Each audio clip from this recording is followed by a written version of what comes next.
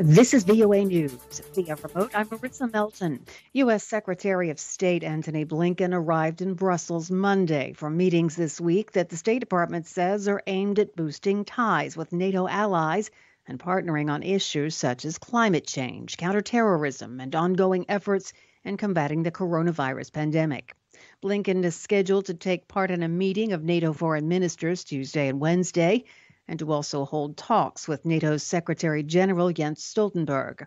After 4 years of foreign policy under former President Donald Trump that focused only on prioritizing U.S. interests, a State Department spokesman said Blinken will deliver a speech in Brussels outlining a commitment to rebuilding and revitalizing alliances while highlighting the importance of NATO.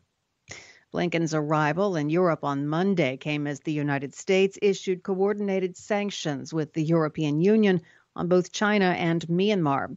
The Myanmar sanctions targeted top officials who were linked to last month's military coup, while the China sanctions were aimed at several Chinese officials accused of human rights abuses against the Muslim Uyghur minority in China's Xinjiang province.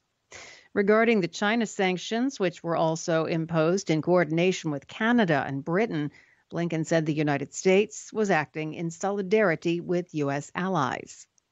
Blinken is also expected to meet with European Commission President Ursula von der Leyen and Josep Borrell, the European Union's foreign policy chief.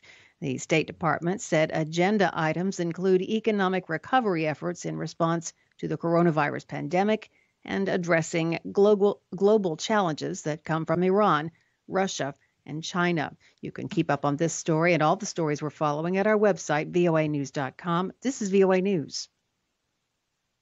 A massive fire has destroyed hundreds of shelters in a sprawling Rohingya refugee camp in southern Bangladesh. The government's senior refugee officials said Monday that firefighters were dispatched to Balokali camp in Cox's Bazar district. The fire broke out in the afternoon and continued to rage into the night, leaving thousands homeless. A spokeswoman for the UN Refugee Agency says rescue teams and volunteers are at the scene. Despite no immediate confirmation, casualties are feared as the fire spread very quickly. Bangladesh has sheltered more than 1 million Rohingya Muslims who fled neighboring Myanmar. Guy Brice Parfait Kolala, the main challenger in the Republic of Congo's presidential election, has died of COVID-19. A spokesman for Kolala's campaign says the 61-year-old candidate died Sunday as he was being evacuated from Brazzaville to France for treatment. Kolala was too ill to participate in a final campaign rally on Friday. That was 2 days before the election. He recorded a video from his hospital bed Saturday, holding an oxygen mask. He declared he was battling against death, but urged his supporters to stand up and vote for change. Sunday's election was the second time Kolala had challenged incumbent President Denis Sassou Nguesso, having finished second in the 2016 election. Results of Sunday's election are not expected for several days, but observers believe the 77-year-old Sassou Nguesso will emerge the winner and extend his decades-long grip on power. Sassou Nguesso first took office in 1979. He served till 1992.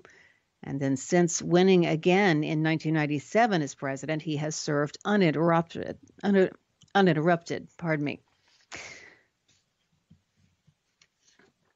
The U.S. Senate on Monday confirmed former union leader Marty Walsh, the son of Irish immigrants, as the next labor secretary.